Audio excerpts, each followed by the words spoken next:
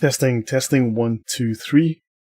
Hello everyone, we should be live, and I see there's quite a bit of comments running in the chat, so welcome everyone. Happy New Year again for those I haven't greeted yet. Good to see you all.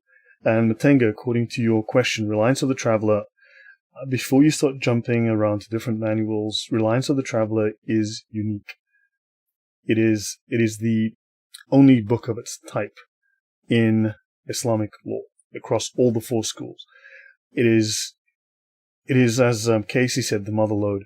This is the most clear, the most succinct book that covers a little bit of everything. So really welcome, Dragon. Hello, everyone. Hey, guys, please have a look at Dragon's channel. Do sign up. It's under her name. And obviously like, subscribe, and all that, so that you support her as well, because she gives us a great deal of support. She makes a lot of effort on our behalf. And so yeah, Matenga, so get to know Reliance. Other books, I always link books in my description box under the videos. The Hedaya Volume 2 is fantastic when it comes to learning about jihad and about demis and jizya. Dozor bin Yosef, welcome everyone. XYZ, thank you very much for being here. So guys, today this was off the cuff. I wasn't planning to do this. I just decided I was a little bored, and I had some time in my hands, and I thought, okay, well, I've been meaning to do part 2 of my discussion of the 7 laws of Noah and natural law in the Bible, and then also tie that into a discussion on the Talmud, and to show the relationship between Bible to Talmud. Now, again, I always have to say this. This is not to say that I am defending the Talmud as holy writ. I am not. I am not defending it as inspired scripture. I am not. There are certainly issues one can point to with the rabbis, and one day I'll do a discussion on that. However, I want to mention that most of what I've seen done with regards to the Talmud, or discussed with regards to the Talmud, is false. They're lies. So, So anyway, so what I want to do is continue part 1. I discussed the laws of Noah. One of the main questions being, what was the law before the law of Moses? So understand, so prior to the law of Moses, there's plenty of discussion of law and following the statutes of God within the Bible. However, there was no written law. There was certainly some kind of oral law that was being followed, certain principles that were being followed, some concept of natural law. If you will keep my statutes and so on, Noah was righteous. What made him righteous? There were people that were unrighteous. What made them unrighteous in the absence of a written law, like the 10 Commandments, or the 613 mitzvot that are part and parcel of the Jewish law, the law of Moses. So this is the question that I've been tackling, and I've been showing extensively in detail the evidence for a law that was known prior to the advent of the law of Moses, one that was very clear from the covenant of Noah. Remember, these are covenants. There was a covenant with Noah. Now, unfortunately, the details are not written explicitly in the Bible, but we can infer them. And there was a covenant with Adam. Adam obviously violated this covenant, and we know the consequences of that. Right? People violated natural law, it seems, and Noah came to try and restore that. Right? And so on. Abraham had a covenant, David had a covenant, and Jesus brought the new covenant, the New Testament, the new agreement. So now I'm moving on. So let me get to... Right. So I ended the last show. Guys, is my audio okay? I've been working actually very hard to repair my audio and to try and improve... I'm just going to drop this half a decibel. To try and improve my audio setup. So, evening, Thunderous. Welcome. Guys, we'll be seeing Thunderous in a couple of days. I will be talking about, on Thursday I believe it is, we will be talking about the Arab lobby. Now there's a lot of propaganda about the Jewish lobby that's taken over the world, taken over America, runs America. There's no discussion about the Arab lobby. And the whole point of this is to look at very highly placed Arabs who have extreme influence within the U.S. government, within the judiciary, within the, thank you, Dragon, within the law enforcement divisions of the U.S. government, and also have huge amounts of money. I did show a preview of that, and I will show you the resources where you can find updates up to about 6 months ago that show just how much money Arab countries are pouring into universities. Part of the reason I decided to dust off that old presentation is that Jay Smith and Mal both spoke about Arab money and influence that goes in, and I will show one example of intimidation against an actual Islamic scholar who dared to speak the truth, right? And that happens within universities, how this guy got cancelled and harassed. So we'll follow the money, we'll look at what's actually happening, and you will notice that if you look at the idea that the money is actually a lot more than what we are aware of, and the public records are falsified, we know this from the FBI and China, right? Then these Arabs were spending 100 times more money than the Jews in dawah, in universities. Understand, 100 times more. The figures that I had up to 2 years ago was 48 times more, 49 times more money. So we have to bear in mind that these are dozens of countries floating on oil that are spending a pile of money, right? Israel is spending money on farming and on medicines, right? On biotechnology. So it's farming and they're spending money on medical science, whereas Islamic money goes into their dawah. So they're buying minds, they're buying favors, and we'll talk about that in a few days. Okay, so on to the topic of today's conversation. Let me see if I can enlarge. Okay, yes, excellent. It's a little bit larger. Right. So I ended approximately here on the last show discussing a Sanhedrin. So we're looking at the law. And this is not going into the Talmud, into the Sanhedrin. And I'm utilizing here safaria.org, and this is Makot 7a3. Right? This is the link. Let me actually just bring it up. Right. So a Sanhedrin that executes a transgressor once in 7 years is characterized as a destructive tribunal.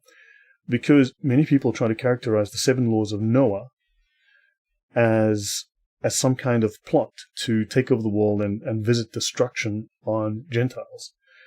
Whereas this is clearly false, because clearly it has biblical precedent. Right? So, and it shows here that there is no concept that I can find, at least that I know of, within the Talmud, that the rabbinic Sanhedrins are supposed to execute people left and right. Now, this other rabbi says this characterization applies to a Sanhedrin that executes a transgressor once in 70 years. They're actually arguing against capital punishment. Now, there are many people that will try to make the false argument that they're looking to just execute people. As I said, this clearly shows us that this is not the case. Rabbi Akiva, very important rabbi, if we had been members of the Sanhedrin, we would have conducted trials in a manner whereby no person would ever have been executed. And, so I think that is fairly clear. And again, it repeats it in this one here, 789. A Sanhedrin that executes once in 70 years is characterized as destructive, right? This categorization also applies to Sanhedrin that executes once in 70 years. So understand, from the Jewish perspective, the idea is that one should move towards greater justice, not in terms of punishment, but in terms of greater peace, right? Greater compassion, right? I want to show the Mishnah teaches that Rabbi Tarfon and Akiva say if we'd been members, we would have conducted the trials in a manner where no person would have been executed. This is the actual Safari.org entry. This is the Talmud you can see here, right? So let me see if there's anything important here that I should not miss. I'll skip this. I'll skip this. Okay, so there's a discussion of capital in the Talmud. Okay, they discuss very often. There are several entries saying that 23 judges are required to pass judgment. This is not something that is taken lightly. Normal trials might have as little as 1 or 3 judges, right? But in this case, they want 23 judges because they want this responsibility across as many people as possible, because this is not a decision to be made lightly. Welcome, Linda Clark. I'm trying, I don't think it will be over your head. I did a part 1, so I would recommend having a look at that when you have a chance to understand the background. So I'm just picking up where I left off. This is to try to understand the concept of law. What was the law before the law of Noah, before the 10 Commandments, right?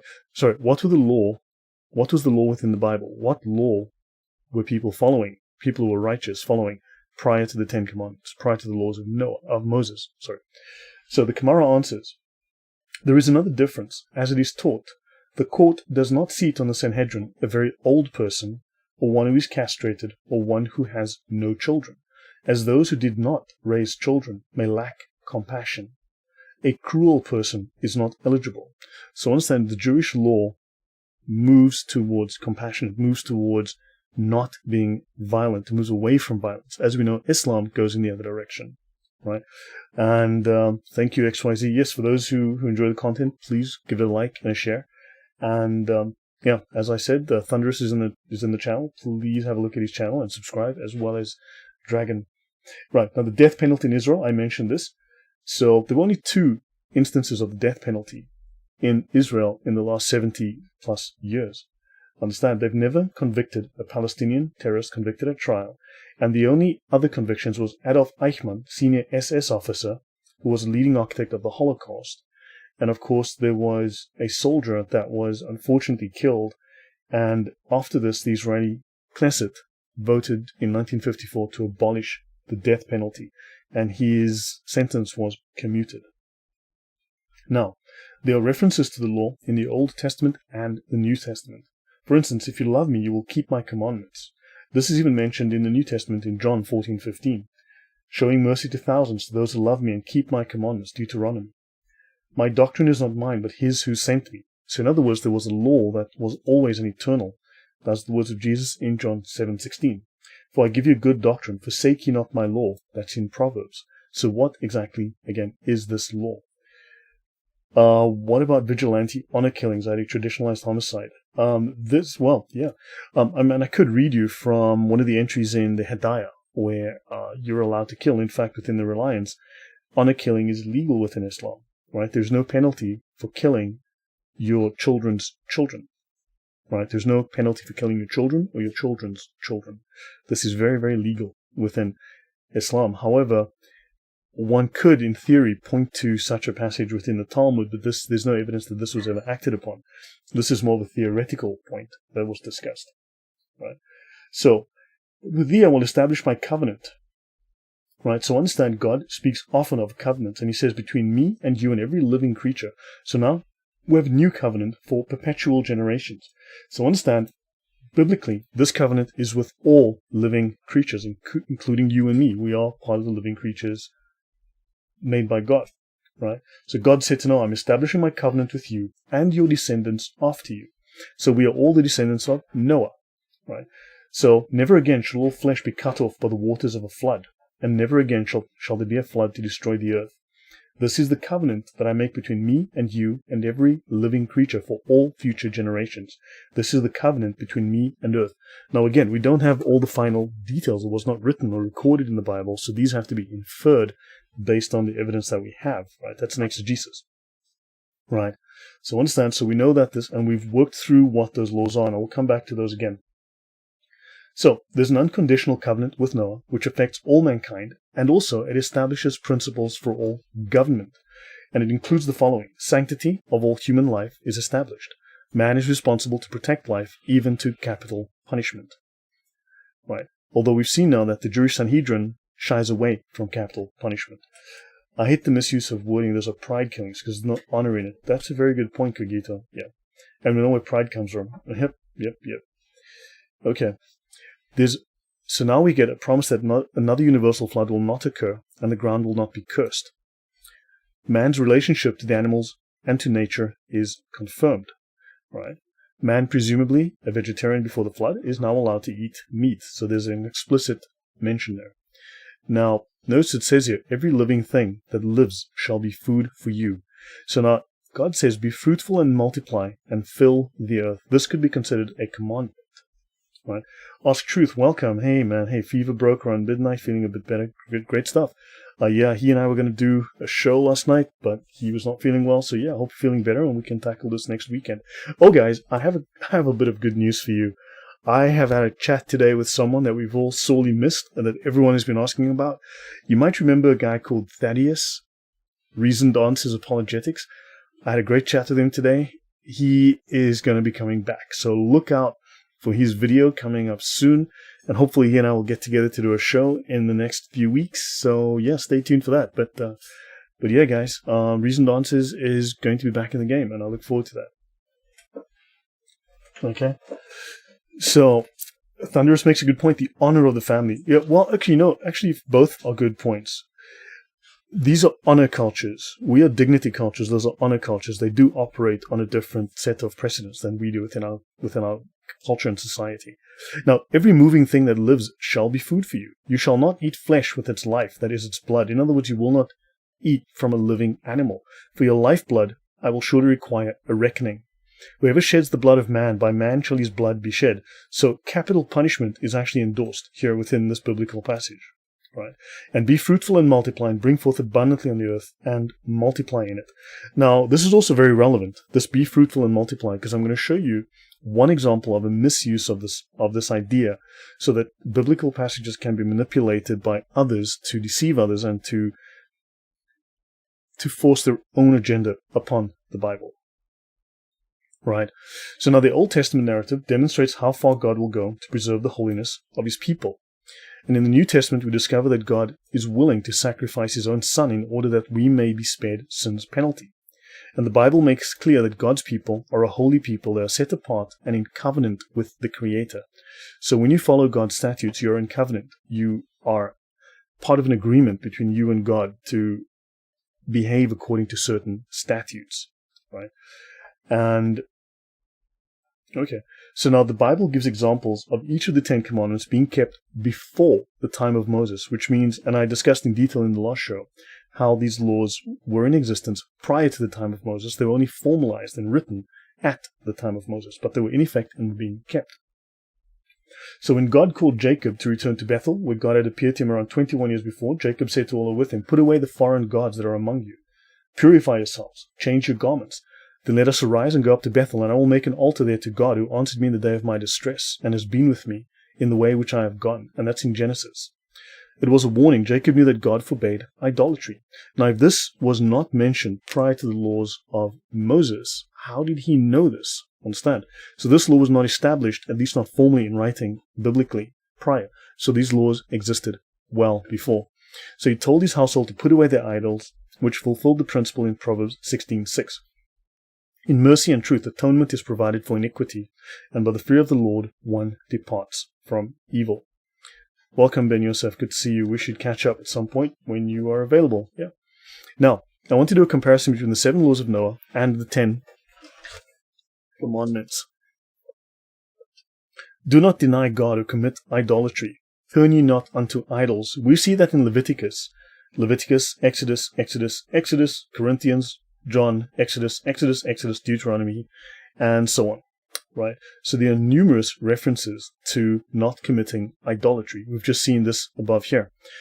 Now, the 10 Commandments state, "I am the Lord thy God, who brought thee out of the land of Egypt, out of the house of slavery. You shall have no other gods before me." And the second law, "Thou shalt not make unto thee any graven image, or any likeness of anything that is in heaven above, or that is in the earth beneath, or that is in the water under the earth. Thou shalt not bow down thyself to them, nor serve them." So, understand, we have here these 10 Commandments, but we have this already mentioned in the Bible prior. Now, 2, do not misuse the name of God. Okay, this is in the 7 laws of Noah. It's the second one. And it states here in the 10 Commandments, "Thou shalt not misuse the name of thy Lord God in vain." Right? Do not murder. Now, on this point, number 3, you shall not misuse the name of the Lord your God, for the Lord will not hold him guiltless. He will not forgive who takes his name in vain. In other words, do not do evil in the name of God. Right? So understand that the original in Hebrew is "thou shalt not carry." Do not carry the name. That's actually an interesting nuance there. Right? Do not murder. Do not engage in sexual immorality or adultery. Do not steal. Right? I don't know if anyone would disagree with any of these laws, right, and consider them evil. Welcome, Built for Speed. Do not eat of a live animal or drink its blood, and establish a legal system. And establish a government. So 2 Peter 2:10. I need to make a note of that for later. Let me actually just go here. 2 Peter 2 verse 10. Okay. So what I want to do is, okay, we'll get to that a little bit later. 2 Peter 2:10. We'll look there. And I shall go back to the notes here. I'll come back to that later. Right. Now, of course, the Ten Commandments, remember the Sabbath day to keep it holy, but notice, thou shalt not murder. So the third law of Noah is the sixth of the Ten Commandments, thou shalt not murder. Do not engage in sexual immorality, thou shalt not commit adultery, right? And also, do not steal, thou shalt not steal. Now, many people try to pretend that the laws of Noah are evil laws that are made by the Jews to enslave humankind, which is interesting because 5 of these laws, as I mentioned, are explicitly word for word in the Ten Commandments, which by that logic would make the Ten Commandments half evil and 50% satanic, which is quite weird. So thou shalt not bear false witness, and thou shalt not covet anything. So notice there's a couple of extra laws within the Ten Commandments. What about adultery? Joseph did not sleep with Potiphar's wife, and that was before the Mosaic law. I did mention that in the last show. I discussed that in detail. I went through the examples within the Bible in great detail where this is actually mentioned. He did not sleep. So clearly he was following a law that even though it was not in the Ten Commandments, not written yet, he clearly was following a law that had been given, either that was known and not recorded, or one that was part of tradition, right? One that was part of tradition. And so we need to understand there was tradition that was being followed, even if it was not explicitly written. And we can also term this as natural law. Thou shalt not covet. So understand, thou shalt not covet. This already was in effect prior to the writing of the law. Now, the 7 laws of Noah received from God in 2105 BC, whereas these 10 commandments are received from God in 1313 BC. So understand, there's quite a gap here, an 800-year gap, right? Now, the Tosefta, Avodah Zarah 8.6 records 4 possible additional prohibitions against drinking the blood of a living animal, emasculation, you look that up in a dictionary. 3, sorcery, and 4, all magical practices listed in Deuteronomy 18:10-11. We will touch on that briefly. Now, the 10 commandments are the first 10 of 613 commandments given by God to the Jewish people. They form the foundation of Jewish ethics, behavior, and responsibility. Now, these commandments are mentioned in order twice in the Torah, once each in the book of Exodus and the book of Deuteronomy. Now, many people state that this is simply stolen from the Code of Hammurabi. So let's have a look at the Code of Hammurabi. So because of vast dissimilarities, it is clear that the Mosaic Law was not derived from the Code of Hammurabi. This is from Professor George A. Barton, Ph.D., Professor of Biblical Literature and Semitic Languages. He concludes, a comparison of the Code of Hammurabi as a whole with the laws of the Bible, the Pentateuch, while it reveals similarities, convinces the student that the laws of the Old Testament are in no way dependent upon the Babylonian laws. Such resemblances as they are arose, it seems clear, from a similarity of antecedents and of general intellectual outlook. The striking differences show that there was no direct borrowing. So hopefully that makes clear that when people try to make the claim that it's simply just copied from ancient pagans, no, this was repudiation of the pagan laws. It was turning away from the paganism. Mosaic law repudiates the ancient law's practices of executing the children of lawbreakers, and it shows that those laws were rejected as being evil. So if you did evil, your family was killed as well. This is considered murder. This is considered evil under these laws. So look at the offense, stealing. Under God's law, you must restore double. That's Exodus 22:9. For all manner of trespass, he shall pay double unto his neighbor. This tries to restore justice. It's restorative. Whereas under Hammurabi's law, it's death. As you can see, these two are identical. So for those atheists and others who try to make the claim this is stolen from the laws of Hammurabi, you can see they're completely identical, totally the same. I can't see a difference between them. If anyone can see a difference, please let me know in the comment. Well, in a comment. Burglary, restoring double, again, death under Hammurabi. If a man shall deliver unto his neighbor money, if the thief be found, let him pay double. Harboring a fugitive slave, as example, no offense. So here it says if you harbor a fugitive slave under the law of the Bible, there is no offense. Under the Code of Hammurabi, death. As you can see, again, identical, the very same law. I can't see a difference myself here. Injuring a slave, freedom is given to the slave. The master is compensated. Cogito says, atheists are so woke they're unconscious. Dude, yeah, I know. Atheists have no dog in the fight and should stay silent. That is true. But these are not atheists. These are anti-theists. In fact, they're anti-Christian theists. They anti-Christian. They're not atheists. They're not neutral. Right. Now, injuring a rich man. Same injury inflicted on the injurer. same injury inflicted on the injurer. Okay, these are similar, right? These are actually identical, right? Injuring a poor man, the same injury inflicted, fine of 1 mina of silver. So the one who causes an injury is fined. Injury followed by death to a rich man's daughter, each case judged on its own merits. Death of the injurer's daughter. Eye for an eye. Javad Hadim says, Hammurabi law, spirit Sharia law, Jesus came to reject barbaric law. I would say that is a very fair assessment, yes. Injury followed by death to a poor man's daughter, each case judged on its own merits by the Jewish law, and a fine of 5 shekels of silver. Kill a poor man's daughter, here's $5, off you go, have a nice day. Now, in the Talmud, let's have a look at that. So hopefully that makes clear some of the comparisons and differences between the laws of Hammurabi and that of the biblical law. There's clearly an evolution, a movement towards justice, and it improves over time. Now, in the Talmud, since the halachot of the descendants of Noah have been mentioned, a full discussion of the Noahide mitzvot is presented. The sages taught the descendants of Noah were commanded to observe 7 mitzvot, or 7 laws, right?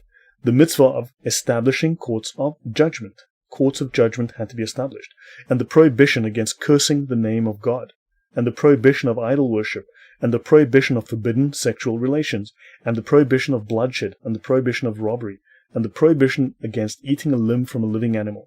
Again, there is who would disagree with these laws, right? Who would say we should not have judgment, proper justice, courts and proper justice, right? That is moral. Against sexual immorality, against idol worship, against bloodshed, murder, against robbery. Who would argue for these things? Now, the children of Noah were enjoined, again, if you look again at Rabbah 3:34-8, Bereshit Rabbah, the children of Noah were enjoined concerning 7 things: idolatry, incest, murder, cursing the divine name, blasphemy, civil law, and a limb torn from a living animal. Civil law is obviously necessary to run a nation. The children of Noah were ordered regarding everything stated in the sentence, there shall not be found among you anyone that makes his son or daughter to pass through the fire, Deuteronomy 18:10, and afterwards, because it is an abomination for Adonai, all that do this. So I was going to go here. Actually, no. Deuteronomy 2:18, so wait.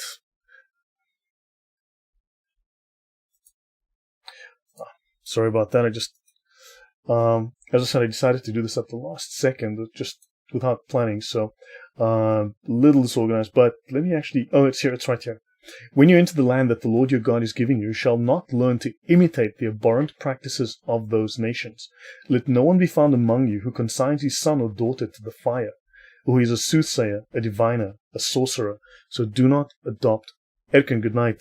Take care. Thank you for coming. Right. So now, obviously, this is a prohibition against magic, against sorcery. One who casts spells, or one who consults ghosts or familiar spirits, or one who inquires of the dead. Don't forget, there is the one report that I have shared with you guys that Khadija, Muhammad's first wife, her first husband was someone who consulted ghosts and spirits. Right? So he made money and he died. And so when Muhammad started hearing the voices of a spirit, she was like, hey, jackpot. So the story being that she became wealthy from her husband being someone who was paid to speak to the spirits to tell the future. Understand? So now, for anyone who does such things is abhorrent to the Lord, and it is because of these abhorrent things that the Lord your God is dispossessing them before you. Right. So now, guys, an exegesis of each laws and the sub-laws. Yeah, thank you, Ben Yosef. I can't read this right now, but thank you very, very much. I really appreciate that. So now, let's look at an exegesis of each law. Now, according to the Talmudic practice, they've extended these. They've done an exegesis of each law. So now, these laws actually have names. There's some very interesting Jewish laws, I must admit. I've read through some of them, and actually some of them are really amazing. Right? Shefichat Damim. So, in the Old Testament, life is sacred, thus do not murder. This command went from Noah to Abraham to Moses to Jesus. The divine message is the same. So let us know how this is evil, since you are making that claim. The New Testament, love your creator and love your neighbor. Matthew 22:36-40. So understand, this is an extension of what comes in the Old Testament. Kafir Linda Clark, yes, I did cover that in the past, and I will be doing more work on that. But yes, her first husband apparently was an oracle who spoke to the jinn, or the demons, right? And he would get future messages about the future for them, and people would pay him. And that is how Khadija apparently became wealthy. And this is the part that Muslims forget to share. Yeah, it looks like a lot of things were scrubbed from the historical record, and it's very hard to find a lot of this information. So the 7 laws are further subdivided. Following is a partial listing of those laws, just partial, right? From the 7 Noahide laws. 1, idolatry. You must worship God alone. Jesus cannot be worshipped since it is considered blasphemy. Now, we have to bear that in mind that according to rabbinical Judaism, of course, Jesus was not the Messiah. Understand? But that's an issue for a different discussion. But, of course, they see God, and they did not, unfortunately, recognize the Son of God, right? They also did not recognize, for instance, Isaiah 53. Now, there must be no idols or statues. Do not bow before any statues or idols. Do not offer sacrifices before any statues or idols. So this is how the rabbis exegeted the first law, idolatry. Let's look at blasphemy. Do not curse God. Worship and pray to the true God alone, right? You can see these references here in Deuteronomy, Exodus, and it's discussed in Talmud Sanhedrin. Do not use God's name in vain. Murder. This goes back to Genesis 9:6. I discussed that at length in the very first episode I did on this. Islam is just another form of pre-Islamic paganism, and built for speed, yes, that is true, but it's not only that. It is certainly derived from a basis, a historical legacy of pre-Islamic paganism, and that is true, and I'm busy working on some notes on that. But it is also derived, as far as I can tell, from Gnosticism. So you're looking at pre-Christian Gnosticism, the Jewish Gnosticism. Then you're looking at, once Jesus arrived, the power of his message and his personality, and him as a person. Welcome, Veronica. Obviously, the Gnostics glommed onto that. And then you had this pseudo-biblical Gnosticism that arose. But there's also a strong influence that I've actually discovered within the Ethiopian church. And I know that most of the work that Mal's been doing focuses on the north, right, where Arabia was previously further north. But now, when you go into the south of Arabia, there's also an influence from Yemen and from Ethiopia that seems to have been overlooked, and that I've been doing a lot of work on as well. But we'll be discussing that again in the future. So, murder. There are prohibitions against murdering anyone. Look at Cain and Abel, but self-defense is permitted. Theft. Do not steal. Do not rob. Do not overcharge. Do not kidnap. Do not move a landmark to deceive people. Do not use false weights and measurements if you're a merchant. And do not covet. Sexual immorality. No incest. No bestiality. No homosexuality. Eating flesh of living animals. Prevention of animal cruelty. Do not eat an animal while it is alive. Do not eat the flesh of an animal torn by a wild animal. So again, there's actually prohibitions on cruelty to animals. Again, movement towards justice, not towards barbarity. The Messiah is supposed to come before the destruction of the Second Temple, so they're a bit late. Yeah, that is true. Right? Look, they missed the boat, clearly. But, that's when I do a talk on Rabbinic Judaism at some point in the future. I've had this talk with some Jews, and they've actually told me that I seem to know a lot more about the subject than they were aware of. So, justice laws. Now, this is interesting. This is where most people lose their minds. Adultery is allowed? No, Veronica. Adultery is absolutely, positively not allowed. This is just an exegesis of the laws. I've been through the adultery bit. This is an additional exegesis of what else these laws imply, according to the rabbinical thinking. Right? Additional ideas as to what this implies. Expanding the idea of thou shalt not commit sexual immorality is actually a more accurate statement. So, what is sexual immorality? Well, adultery is one. Incest is one, bestiality is one, homosexual is another, right? So these are different extensions of that. Now, justice laws. So on this point, this is where people lose their minds, okay? Because they want to claim that this is where the Jews are going to judge everyone and kill them, right? Which is, again, just hysteria. So, against bribery. There are laws against bribery, against favoritism. Let me just correct the spelling because I'm not American. Against condemning the innocent. Do not administer the death penalty. Treat people equally before the law. As we've seen, in Israel, they do not have a death penalty. Right? So these are very, very Western concepts. These are not actually concepts that are native to other cultures. So where exactly are these laws written? Well, here's a question. Where exactly is slavery forbidden in the Bible? Where is it abolished? It is not explicitly stated, right? So Christianity is based on principle and is not rule-based like Islam, like the Sharia. So that question is identical in structure to the other Islamic attack that goes, where does Jesus say, I am God, worship me? again, we clearly know that Jesus does make this claim, and he speaks in a language that is clear to the Jews of the day. It's a symbolic language based upon their knowledge and study of the Bible. But of course, the argument put forward by atheists and Muslims is not in good faith. Right? It's a polemic. It's not in good faith. It's heuristic. It is not designed to find truth. It is designed to destroy. Right? So, now, interestingly, there's an Ethics of the Fathers that's called the Tractate pt2, right? And Rabbi Shimon ben Gamaliel used to say, on three things does the world stand: on justice, on truth, and on peace. This is very interesting. I don't think this is very Islamic. Okay? As it is said, execute the judgment of truth and peace in your gates. This is Jewish ethics. The pt2 is actually very interesting reading, so if you have a chance, have a look at it. Okay? These are things that you are to do. Speak the truth to one another. Remember, Islam has an entire doctrine of lying. It has whole chapters on how to lie, when to lie, what to say when you lie, instructions on how to lie. And in fact, it has obligatory lying. And not only that, when you're not outright, blatantly lying, you should use words that are deceptive, because it is considered religiously precautionary to use words that are misleading. So the concept of misleading and deception is part and parcel, an obligatory substrate of Islam. So, speak the truth to one another, render true and perfect justice in your gates. So your justice should be moral, should be correct. And do not contrive evil against one another, and do not love perjury, do not lie. Because all these things are things that I hate, declares the Lord, in Zechariah 8:16-7. So understand, the Jews, again within the Talmud, and we can disagree with the Talmud, we can disagree with the rabbis, but their concept of justice is based on moving towards compassion and peace.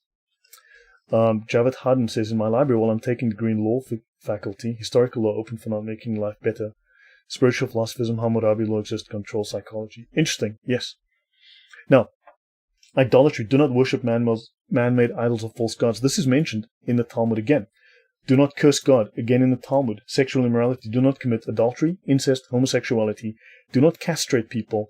Muslim slaves were castrated left and right. They castrated millions of men, millions, in their slave trade. Understand? So again, this is spoken against in the Talmud.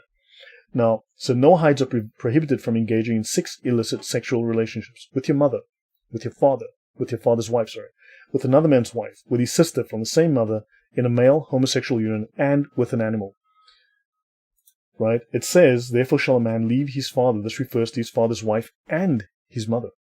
Understand? So this is how they would exegete the idea of leaving your father, means leaving the whole family. They assume it to say, look, leave the whole family behind, start clean and fresh.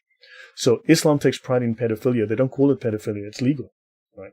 The Taliban are marrying young girls as we watch the session. Yes, of course they are. Right?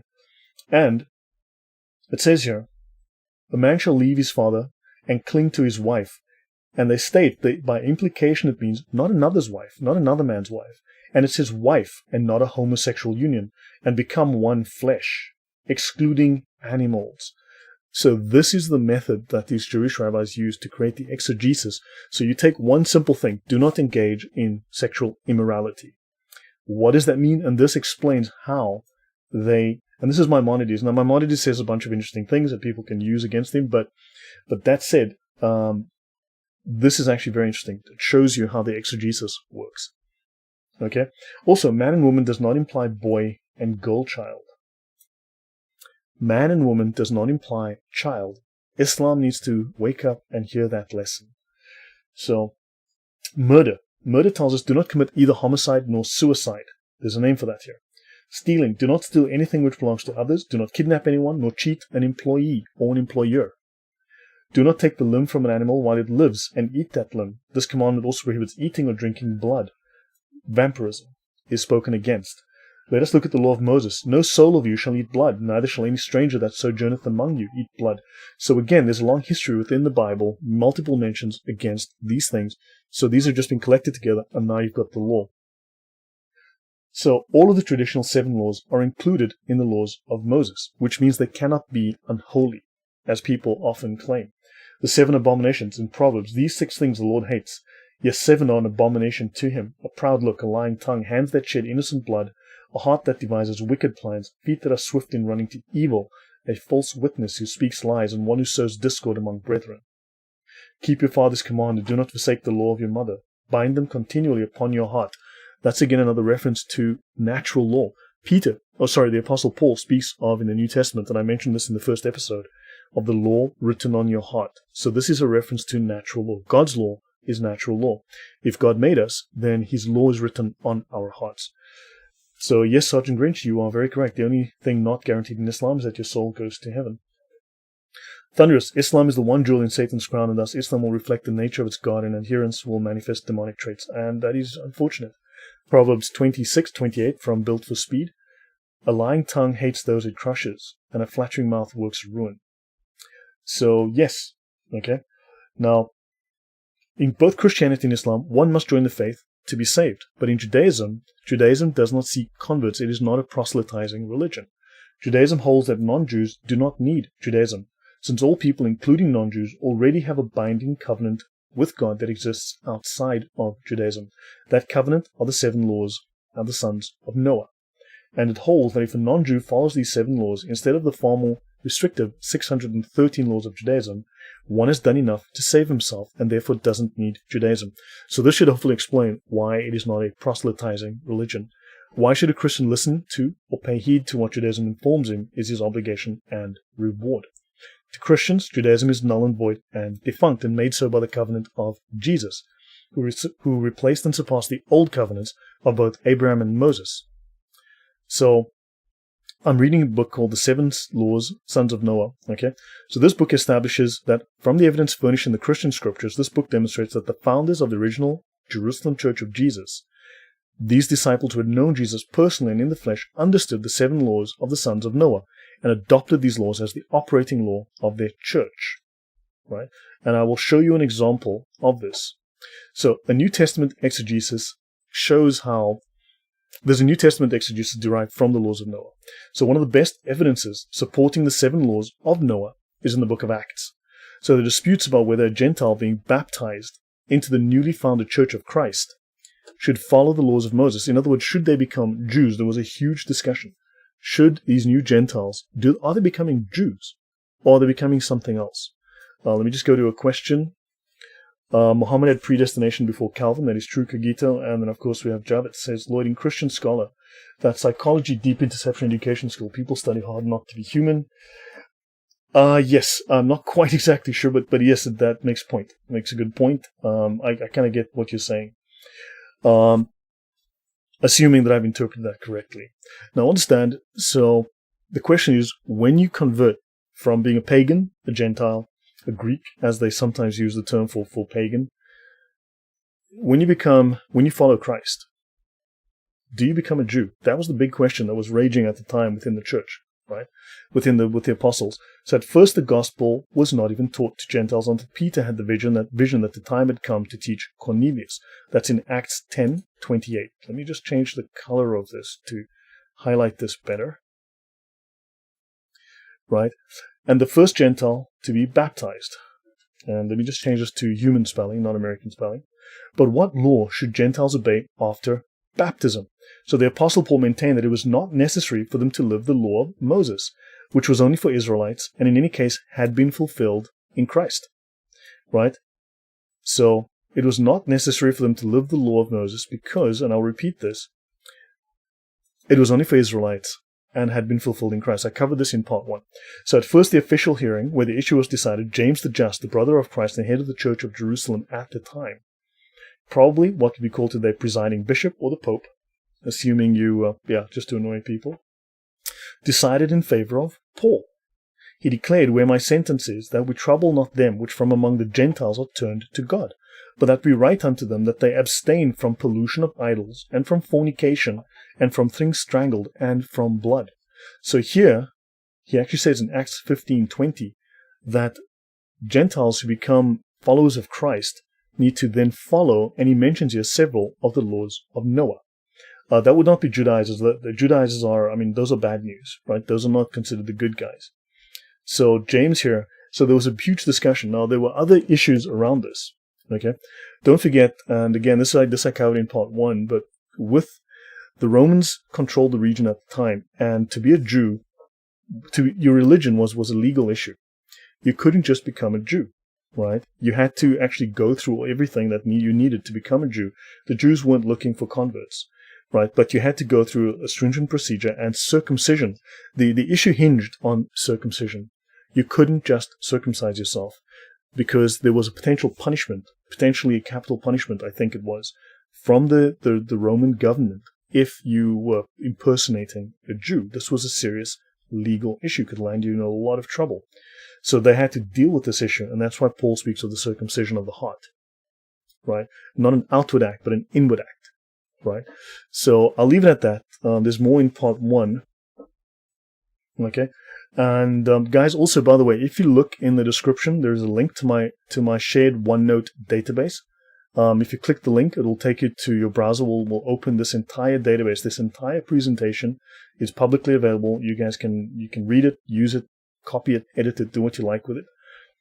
So everything that I'm just showing here is available. So check in the description box. Everything is available. Actually, you know what? I will go to my browser and I will actually just give me 1 second, and I will give you the link so that. So I'll paste this into the chat, okay? I'll paste this in the chat right now so that you will be able to follow along. Okay, I'll do this right now. So there it is, guys. If you click on that, it will take a while to load. It's a large database, but it will open in your browser, and you will be able to follow along exactly with everything that I'm discussing here. So everything that I have is publicly available. Okay? So there it is. Okay? So all my notes are shared and publicly available to you. So now there were 2 distinct types. Now notice, there are 2 distinct types of converts to Judaism. They are full converts, and they are what they call the righteous. Okay? Veronica, you're welcome. Yeah, as you know, I always share my resources. I always have links and sources to everything, right? I actually want people to look at this stuff and learn this stuff and actually basically uplift people's understanding from both an apologetic side as well as a polemic side. I want people to have access to good information.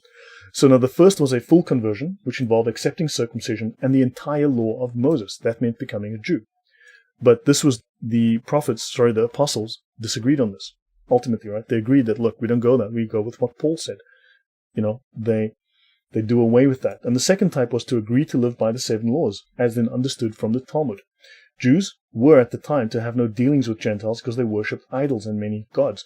Gentiles often meant pagan. Even the word Greek meant pagan sometimes. So if a Roman made the huge leap of faith to abandon the Roman gods and to worship Yahweh, the one true God of the Jews, then the Jews referred to that second type of convert as a God-fearing, or as James said, turned to God. So Jews could have interaction with God-fearing Gentiles without being polluted. The issue was ritual cleanliness, ritual purification for them. Right? So this must have been the case with the Roman centurion Cornelius, who feared God. That's what they mean, someone who accepted the law. Right? So he had the faith to have Jesus heal his servant from afar, but also he even built a synagogue for the Jews. So James is listing a few of the familiar laws of Noah as to what the requirements were to be a God-fearing Gentile. So he lists like 4 of those laws, which means that these laws were known to them at the time. Okay? So then his decision was that the rules for converting to Christianity could be basically the same as for that level of conversion to Judaism, for that particular level, right, becoming righteous. So the laws of Noah were known to the apostles and were considered to be authentic, right? And so this is a huge point of support for both the existence of the laws of Noah as well as their acceptance as having been accurately preserved by oral tradition. Understand these were not a written tradition until much, much later, after they were, right, these were well prior to the laws of Moses. Now, I want to mention, I've mentioned, okay, the code of Urnamu, okay, this is another legal code which was influenced by the 7 laws of Noah, right? Not going to go into that, but looked it up. But now I want to mention, I mentioned earlier how these rules have been manipulated by people. So there's a man called John Pratt, a Mormon. He removes one of the laws using biblical historical justification. He does his own exegesis. And then he replaces one of the laws with the requirement of marriage. And voila, we now have polygamy. So he claims the laws were lost, and he properly, quote-unquote, reconstructs them. Like Islam claims that Christianity is lost, the books are lost, and they reconstruct it for us so kindly, along with pedophilia and a whole bunch of other things that aren't really pleasant, right? So he states here, thus simply replacing the incorrect law on blasphemy, thou shalt not curse the name of the Lord thy God, and so on, with the missing one, which is multiply and replenish the earth, produces a proposed list for the original 7 laws of Noah given for all mankind as commandments from God. So multiply and replenish the earth means marry a bunch of women, knock yourself out with all the sexual partners you want. Understand? So this is an example of someone actually utilizing and misusing these laws with his own false exegesis. So let's look at Deuteronomy. There shall not be found among you one who burns his son or daughter as an offering, who practices divination.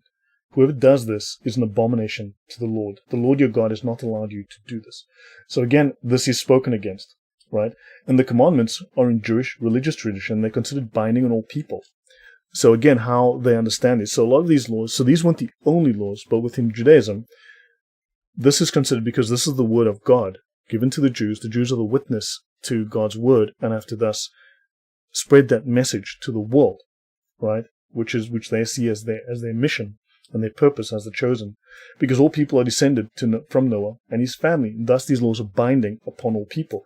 Of course, this is assumed to say that the Jews are going to murder you if you don't follow these rules. So the 613 mitzvot of the Torah, on the other hand, are only binding on the descendants of those who accepted the commandments at Sinai, and upon those who take on the yoke of the commandments voluntarily by conversion. Again, this is not a full conversion, this is a partial conversion. You're accepting the natural laws of God, the precursors to the 10 commandments. So Cogito says, God made a mistake in giving Adam only one partner. Muhammad had to come along and fix that. Yeah, Muhammad had to come along and fix a lot of things. Exactly. So the laws of Noah are applied more leniently to non-Jews than to Jews, because non-Jews do not have the benefit of the oral law to guide them in interpreting the laws. And worshipping God in the form of a man, for the Jews, we need to understand, would constitute idolatry for a Jew. Understand, you are only to worship the Lord your God. To them, Jesus is not God, so thus, according to at least Orthodox Rabbinical Judaism, worshipping Jesus would then constitute idolatry. According to some sources, the Christian worship of Jesus does not constitute idolatry for non-Jews because we are not under the same law. Thank you, guys. Cogito says, I have a hard time handling one wife. I don't want anymore. Dude, tell me about it. Tell me about it. So yeah, according to rabbinic legislation, idolatry is one of the 3 sins, in addition to sexual immorality and murder, which a Jew must die for rather than transgress. So we need to understand from Jewish culture, so as not to just condemn Jewish culture without understanding, but we need to understand their culture. So for them, this is a very, very serious thing. Now, we may say, honestly, that they misunderstood Jesus, who he was, etc., etc., and they rejected him falsely, mistakenly, granted. However, we need to understand from their perspective that they would see this as idolatry. Condemnation, I don't think, is the best approach here. We would need to try and explain with a good understanding of their perspective why they're wrong, how they're wrong, and try to show them, a different way. So the prohibition against idolatry is threefold. Do not worship idols, do not worship God with pagan rituals, and do not create idols. So, the first 6 of the 7 laws of Noah were given to Adam in the Garden of Eden. The 6th law, to not eat live animals, was extraneous, since Adam did not eat any animals. Okay, I discussed this, I believe, in the first one. Adam apparently didn't eat at all. There's no real discussion of him eating. So, how lucky public, Lloyd take this duty. People more. Thank you very much, Javed. Okay, now, a non-Jew who abides with the Noahide laws is considered a righteous Gentile, according to Judaism, and will earn reward in the afterlife if his obedience is coupled with the knowledge that the laws come from God. So a righteous Gentile might also be called a Hasidic Gentile, or simply a Noahide. And of course, never thought about that. That's why we're unclean. Linda Clark, understand, this is going back in history. There's a different view today. Now, of course, you've got some very extreme Jews like that have some really crazy views. I mean, seriously, there's some honestly cuckoo ideas out there, granted. But then most Jews don't care. And they've also changed their views over time. So understand, some of these views, I'm trying to give a historical and holistic perspective, but many of these things are not valid anymore. So many of the views in Deuteronomy and Leviticus and so on, they are not valid anymore today. They're not considered to be. Even though they are considered the word of God, they also consider there are other rules that state man must become more compassionate, man must become more just and more peaceful, not more violent. Hence, they had to move from stoning and killing to courts of law that would not kill. Understand? Because this is their view. This is they need to move towards greater perfection, to be more compassionate, more like Jesus. Oddly enough, if you want to think of it that way, okay, which is very interesting because they actually are not technically following historical and biblical times. Yeah, okay, well, sure. Sorry about that, but yeah. Now, changing covenants. Okay, we're under a new covenant, correct, Lydia? And now, changing covenants. Now, remember, we are. This doesn't mean that necessarily that the Jews who follow those laws, doesn't mean that they're necessarily under that covenant because they have a covenant with God. Now, many people would dispute this, but I mean, there are multiple passages, and again, I've discussed previously, where God speaks to them and states that you are under my covenant. This is my agreement with you, and that's with them specifically, right? They've got a mission. They were chosen to be the recipients of the word of God and to spread it, right? So now let's talk about this. Changing covenants, permanent and temporary. So the Old Testament is temporary. Now that's from a Christian point of view, right? It is not meant to be the ideal law for all time. It's like training wheels. You've got to take them off at some point. Example, Exodus 20.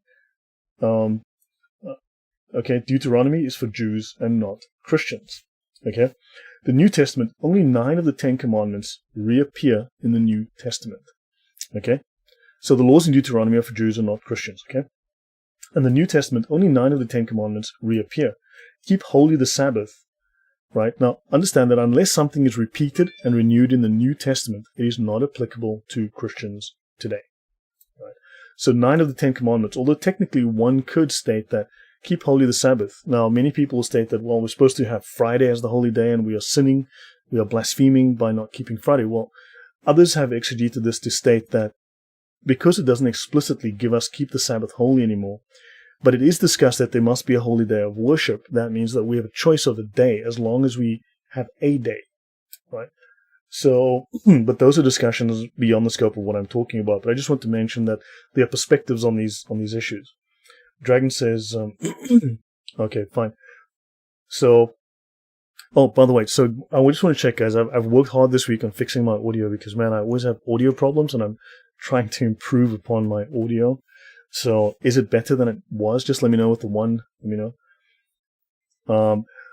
Actually, very good point. Thank you, Dragon. It's the second time you've reminded me of this, and that's very smart of you. God said Sabbath is made for man, not man for the Sabbath. It's the day of rest. Thanks, Lydia. So now the context of the next passage is the Jerusalem Council, which met to address the issue of the Gentiles' place in the early church. Now understand, there were multiple church councils.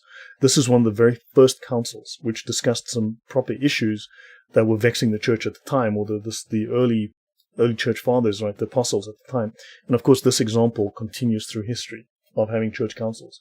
So specifically, the question before the council was, must Gentiles be circumcised according to Mosaic law in order to be saved? And it also references the law of Noah, as said by Paul. See, here we go. You have heard that certain people which went out from us. Oh, sorry, that's just to mention, yeah. The question, I mentioned the circumcision earlier, but I'll get to that in a moment. Now, in Acts 15, 24-29, we have this. Certain people went out from us, have troubled you with words, subverting your soul, saying, you must be circumcised and to keep the law, to whom we gave no such commandment. These are the Judaizers, right? For it seemed good to the Holy Ghost and to us to lay upon you no greater burden than these necessary things. Abstain from meats offered to idols, and from blood, and from things strangled, and from fornication, from which if you keep yourselves, you shall do well, fare ye well. That's in the book of Acts. Now let's look at Romans 2, 25-29, discussing circumcision. Lydia says greater than before, a bit louder, which is a good thing. I'm getting a click, Lloyd, but then I'm on a mobile. I think it's me. Yeah, man, YouTube also messes with me, so okay. But yeah, I've tried to fix the audio and to clean up my audio and make it much better. So circumcision has value if you observe the law, but if you break the law, your circumcision has become uncircumcision. If a man who is not circumcised keeps the requirements of the law, will not his uncircumcision be regarded as circumcision? In other words, whether you are circumcised or not, if you keep the law, you are righteous. Your actions are considered holy and clean. But whether you are circumcised or uncircumcised, if you sin, you are sinning. You have committed sin, and this counts against you, right? So the one who is physically uncircumcised and yet keeps the law will condemn you, who, even though you have the written code and the circumcision, are a lawbreaker. So circumcision, remember, there are three types of law. Excellent, thank you, Lydia. Now understand, circumcision of the heart, correct, Dragon? Now, on this, within Jewish custom, right, if you look in the religious aspect, there are three kinds of law. There's the civil law, the moral law, and the ceremonial law. Circumcision would be considered a ceremonial law, right? It's something you can do if you want, if you choose, but it's ceremonial, like washing your hands before breaking bread, for instance. That was a ceremonial law.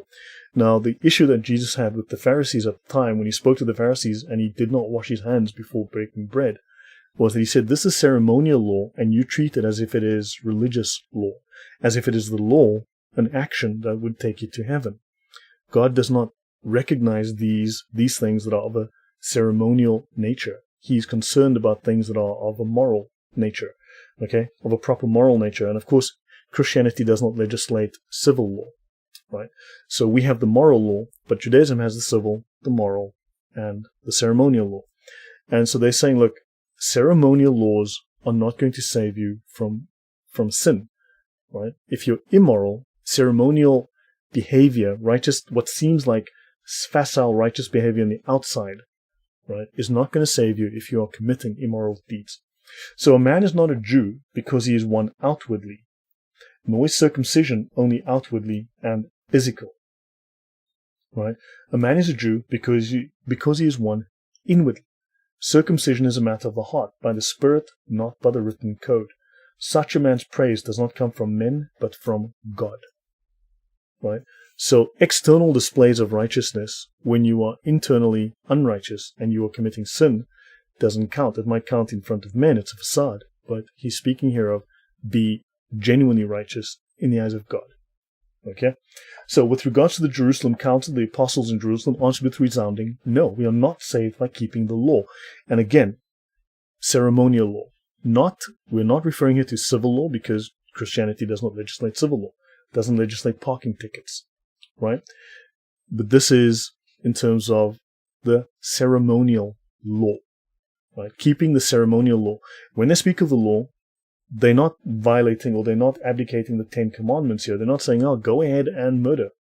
Understand? And there are people, most certainly, who have interpreted this falsely, right? However, to promote peace within the early church, the council advised Gentile believers to avoid 4 things, including the eating of blood. So I'll call it very shortly, guys. I'll end very shortly. You just see, I will go up to here. So let me continue. I'll just go a little way and I'll call it very shortly. I meant to keep this fairly short. So then a man came up to Jesus and asked, Teacher, what is the good thing that I must do to get eternal life? And he says, why do you ask me about what is good? Jesus replied, there's only one who is good. If you want to enter life, keep the commandments. So understand, now, this is not about just, well, you need to do works. And I'll get into this another time when I get into my discussion with Martin Luther. It's something I really need to do one day, but understand, keeping the commandments, this is a verb. There are things that you must do. Understand? So he's saying here, Jesus is saying, there are things that you must do. He says, you shall not murder, you shall not commit adultery, you shall not steal, you shall not give false testimony, and so on. Honor your father and mother and love your neighbor. Okay? And the man says, all these I've kept, what do I still lack? And Jesus answers, if you want to be perfect, okay, blah, blah, blah. But understand, the important bit is this. These are actions that must be done, right? Now, a reference to the laws of Noah in the New Testament. For it seemed good to the Holy Ghost and to us to lay upon you no greater burden, and I've mentioned that you abstain from, and I've discussed this before, right? So the New Testament also verifies that these laws, thank you very much, Treasure, that these laws are part and parcel from the Old Testament to the New Testament, and they're part and parcel of the Spirit of God, right? And they're part of us, they're part of natural law. So, the prohibition, so let's do the first one, do not deny God or commit idolatry. The prohibition against idolatry provides that the non-Jew does not have to know God, but must disregard false gods, right? Now, idolatry is once a powerful temptation. It is the second of the 10 Commandments, and is prime of the negative commandments. The idols were given the names of God, to capture God's essence, and this was an abomination to God. And I do want to mention in Strong's Dictionary H423, Allah, okay, is a curse. Right? Now, what we have here is, Built to Speed says, Neo-Judaizers accuse Christians of practicing antinomianism and against the laws of Moses. Many don't understand the three aspects of the law, which is moral, ceremonial, and judicial law. Correct. That is very, very true. And in fact, I will state this, neither did Martin Luther. So, yeah. So, and let me end, so I'll end here on number 2. Do not blaspheme God. So just make a note, though, that Islam took a lot of things from Ethiopic language. It took a lot of things from Syriac. It also took things from the Jews, of course. And Allah is one of the things. And of course, Allah is a curse.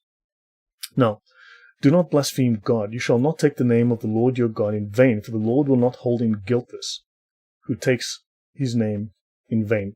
Sounds a little bit like the whole concept of shirk in Islam. The one thing that Allah will not forgive. I argue that if you are, as a Christian, believe that the God-given laws of Noah are satanic, and this is, I originally wrote this entire presentation, I'll do a part 3 in the future, is that people were claiming that the laws of Noah are evil. The laws of Noah are designed to enslave mankind. The Jews want to set up tribunals and kill mankind, right? And I will show you one example to refute that idea. So, and these people were claiming to be Christians, and I had a huge battle at the time with these people. So if you believe as a Christian that the God-given laws of Noah are satanic and a curse upon humankind, and too many people said so, then you've been tricked into breaking the law against cursing and denying God, and you have blasphemed God. So who wants to do that? Who wants you to do that, and why? For those people who have this view that the 7 laws of Noah are a curse upon mankind, when they are literally word for word in the 10 Commandments, then you have to state that those very same laws in the 10 Commandments are evil, are satanic. You need to be consistent in your logic. And if you believe the laws of Noah are deception, then you have fallen. Oopsie, fallen for a deception. Let me fix my little typo here. So now I want to show you one last item before I go. Now, there is the concept that supposedly people state that the Jews want to kill you because if a non-Jew, a Gentile, reads the Torah, he must be killed. That's because it's kind of there's this discussion, this passage within the Talmud that states this. But I want to show you this here. The Gemara raises an objection to Rabbi Yochanan's statement. Rabbi Meir would say, from where is it derived that even a Gentile who engages in Torah study is considered like a high priest? And it says, it is derived from that which is stated, you shall keep my statutes and my ordinance, which if a man does, he shall live by them. And I've mentioned this in part 1, Leviticus 18:5. This came up in my discussion in Leviticus in part 1. And the phrase, which if priests, Levites, and Israelites. Now this again, we're going to see an example of the exegesis that they do based on the words within the Torah. So it says here, if a man does these things, he shall live by them. In other words, he will have eternal life. Understand? If a man lives by these statutes, he will have eternal life. The phrase does not say, if the priests, if the Levites, and the Israelites, and the Jews do, they shall live by them, is not stated. It doesn't say that. It states rather, a man, which indicates mankind in general. Understand, this is the exegesis here. They believe that if man will find life, so in other words, there's a compassion here for others who are not Jews as well. They say, look, these are moral laws. Follow them, you will have life. They're, in a sense, proselytizing. Right? They want you to adopt at least a portion of the righteousness, the moral law that they've been given. They hold themselves to a higher standard. This is a lower standard, but they believe it's a righteous standard for all people, for all mankind. You therefore learn that even a Gentile who engages in Torah study is considered like a high priest. This should show you that people have taken one sentence, literally a few words from a sentence, several passages up, several paragraphs above, and try to claim that a Gentile who reads the Torah is to be killed by the Jews. Right? And this should show you that this is not the case. And it says here, okay, the Gemara answers, in the Baraita, the reference is to a Gentile who engages in the study of the 7 mitzvot, the 7 laws of Noah. It is a law for the Gentile to study the halachot. It is a mitzvah for the Gentile to study the halachot, the laws that pertain to the 7 Noahide laws. And when he does so, he is highly regarded. I'll end here tonight. It's been an hour and 10 minutes. So hopefully that was enlightening for you guys and useful to understand a little bit of the Jewish exegesis, how we got, and don't forget, all of the apostles, with the exception of Luke, were Jews. Paul was a very highly trained rabbinical student. He was going to succeed the high priest at the time. He was 1 in 1,000. So understand, he understood all of these rules, he applied these rules, and they had to apply this thinking, right? They came out of this milieu. So guys, thank you very, very much. Thank you very much again, Ben Yosef. I hope we get to chat in the next few days. It'll be very nice. And thank you very much for the gift of the donation. Thank you guys for your attention. I really appreciate it. I hope you've learned something. I will continue with this in the future. And yeah, I will continue. I'll try to do a part 3 discussing these laws and so on. And yeah, guys, all my notes are public, so check in the description box. There's a link that gives you my shared OneNote database. This is all very, very publicly given to everyone to use. And I will see you guys soon. So hopefully Thursday I'll be back with Thunderous One. We'll be discussing the Arab lobby. Again, I'll be showing you the resources where you can find the amount of money that these people are pouring into your universities and how they are manipulating public trust by infiltrating and taking over these universities. Sergeant Grinch, thank you very much. I'm glad. Okay, guys. So thanks. I have worked hard to fix my audio this week because, man, it's so inconsistent. But thank you, guys, and we shall see you next time. Take care. Kodak, we never did catch up. Let's hope. Please send me an email, drop me a line, whatever, and we'll chat one day. For those who've donated, I really appreciate it. And, by all means, if the least I can do is have a chat with you and help you in some way, that would be great. And also, guys, I'm going to be putting up my entire database. I bought some storage, and I will put up my entire database of notes that I use and references to give away so that everyone can use my same resources to study and learn. And take care, guys. Have a wonderful night. Again, Happy New Year to those I haven't seen. Take care. Thanks for the comments. Thanks for the advice. From many of you, I learn a great deal. I always get some useful hints and pointers. So take care, guys. Have a good night. Bye.